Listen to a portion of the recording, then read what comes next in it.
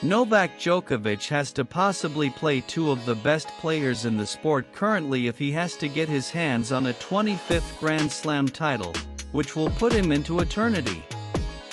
The US Open 2025 semi-final awaits Djokovic and Carlos Alcaraz to give their all for a place in the title clash. Novak Djokovic is on a hunt for a record-breaking 25th Grand Slam title as the Serb legend is all set to test his limits against a revenge-seeking Carlos Alcaraz, who is now at the top of the tennis world alongside Jannik Sinner. This is the spot where the Big Three used to be for more than a decade in a golden period for the sport. Djokovic, though, is still not out of it, but things have changed a bit now. A few years ago, Djokovic was the man to be hunted down at the majors. Now, as he turns closer to 40, he is not the man to be hunted down but is a hunter who is going after the likes of Alcaraz and Sinner.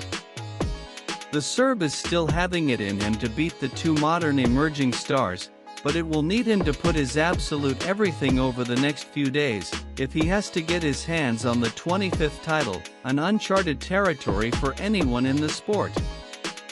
Djokovic's 24 majors are already the most for a men's player in the history of the sport and more than what his contemporaries Roger Federer 20 majors and Rafael Nadal 22 majors achieved.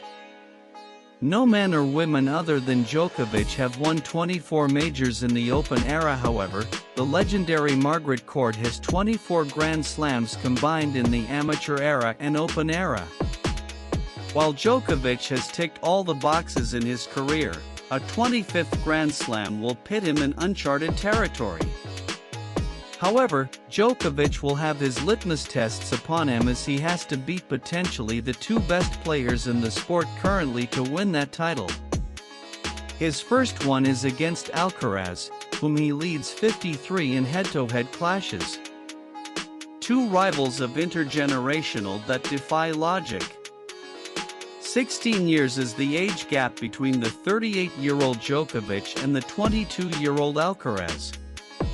Alcaraz was less than 2 years old when Djokovic made his Grand Slam debut at the Australian Open in 2005.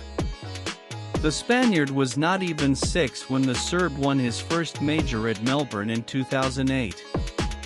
Even the Lewis Hamilton-Max Verstappen rivalry's gap was 15 years in Formula One.